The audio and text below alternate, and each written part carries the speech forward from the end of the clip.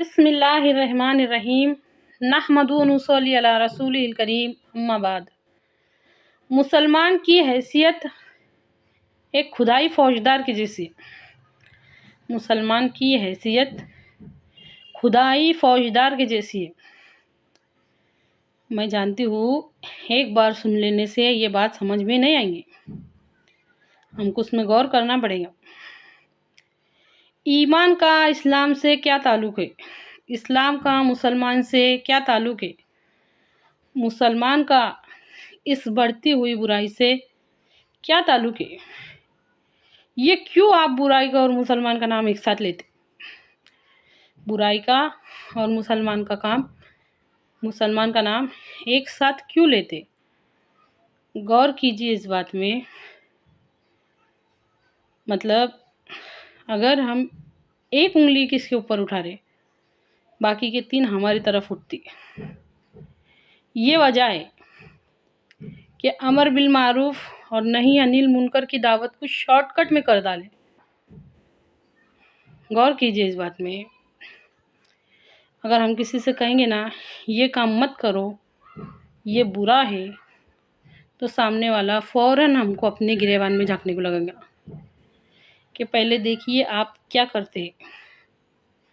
और ये वजह पैदा ना हो, इसके वास्ते अमर बिल मारूफ और नहीं अनिल मुनकर में से नेकियों को फैलाने की बात तो दुरुस्त है, लेकिन बुराइयों से रोकने वाले बहुत बहुत बहुत कम है।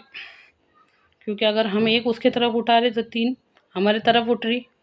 सामने वाला सवाल करता, अगर सवाल नहीं भी करे ना तो हम खुद ये सोचेंगे कि पहले मैं खुद रुकूं।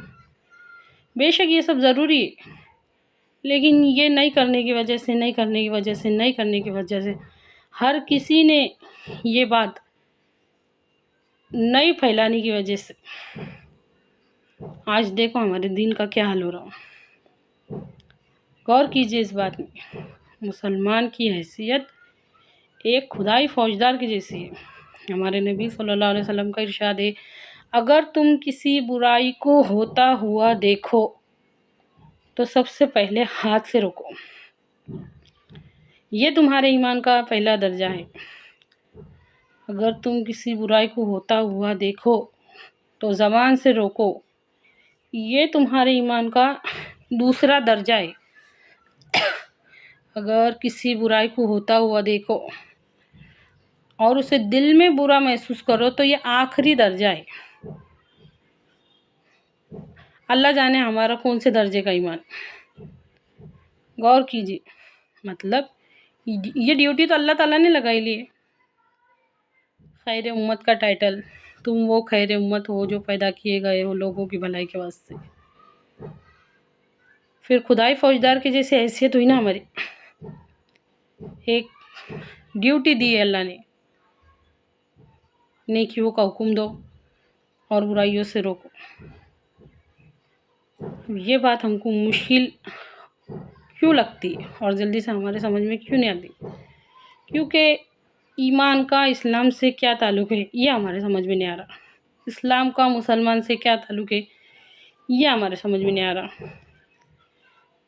मुसलमान का इस बढ़ती हुई बुराई से क्या ताल्लुक़ है ये हमारे समझ में नहीं आ रहा। अच्छी तरह से गौर कीजिए इस बात में। डॉक्टर इसरार अहमद मरहूम, अल्लाह ताला उनको जन्नतुल फिरदौस में आला मकाम अता फरमाए, फरमाते थे कि इस्लाम कोई मरने वाली शय नहीं है। इस्लाम कोई मरने वाली शय नहीं है। हमारी जो निस्बत है ना, निस्बत वो टूट गई इस्लाम से। ये समझ में नहीं आता हमको। गौर कीजिए इस बात, खुदाई फौजदार वाली बात में गौर कीजिए। ड्यूटी लफ्ज़ में गौर कीजिए तो हमारे समझ में आएगा। दुनिया नेकी पर कायम नहीं रह सकती, दुनिया बुराई से नहीं रुक सकती जब तक उसको कोई रोकने वाला ना हो। हर एक शख्स अगर अपने आप को ये समझे कि मेरी ड्यूटी है, गौर करके देखो हमारे माशरे की, हमारे समाज की, पूरी दुनिया की क्या हालत हो जाएगी। या अल्लाह कहने सुनने से ज़्यादा अमल की तौफ़ीक दे, आमीन।